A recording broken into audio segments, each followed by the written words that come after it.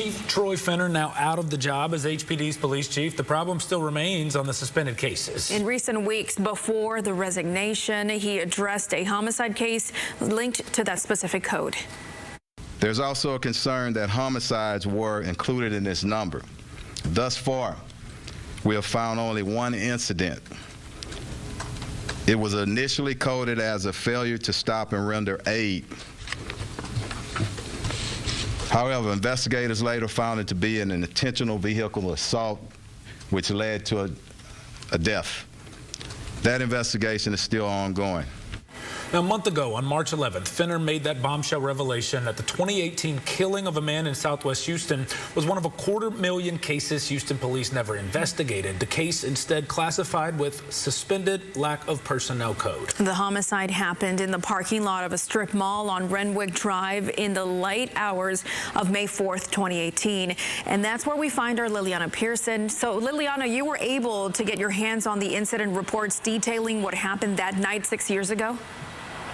I did. This is the report that Houston police sent me today, and in it you can see they didn't want us to know most of the information, but it does contain just enough to know that this is the parking lot where a man died 6 years ago. In it, it details that he was intentionally hit by a car, drug upwards of 100 feet, and died. But despite this report saying that there were multiple witnesses, the fact that there's all these stores and there's the possibility for surveillance video, we're being told that this case, it was never investigated, that this family, they never got justice.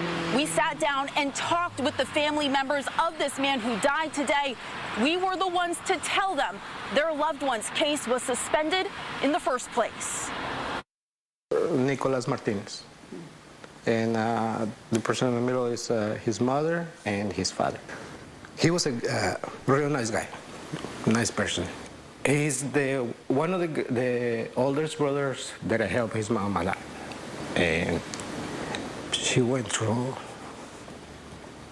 6 years and the emotions are still sharp. Marco Ramirez was the one who got the call to come and identify his brother-in-law, 61-year-old Nicolas Martinez, the night of May 4th, 2018. A duty put on him that has left a horrible memory. See him the way they left him on the streets. According to this redacted police report from the night of the incident, an earlier altercation led to an unknown suspect driving a black Expedition or Explorer into Nicholas, dragging him upwards of 100 feet. The brother-in-law says the fight happened before Nicholas got there.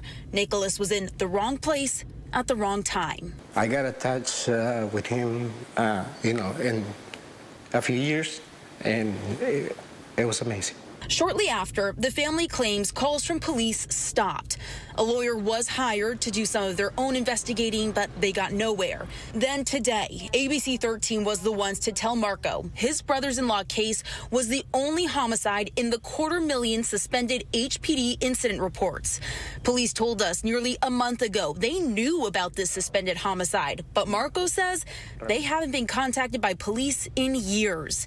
He wonders what could have been done if the case wasn't suspended in the first place. Yes. I could have cut a person, in the next 2 or 3 weeks. Because there was witnesses, there was people, on the streets. There was cameras, security systems, and, all the way around. There was a gas station in the front, there was a phone store, and, a lot of, convenience stores. The idea police were allowed to never investigate this brutal attack, indescribable to this devastated family. When they sign up for, that job, they know what they need to do. And it's not just for the people out there, it's for them too. And today I have reached out to HPD to ask them if they've contacted anyone in this family and what the status of this case is, but as of right now, I have not heard back. Well, and I think this story, more than maybe any we've seen, just indicative of what went wrong with these suspended cases. In that report, what else stands out from the evidence that investigators could have used to try to make an arrest? Well, in the report, report that's in my hand right here, it says that there was a knife that was collected from this crime scene.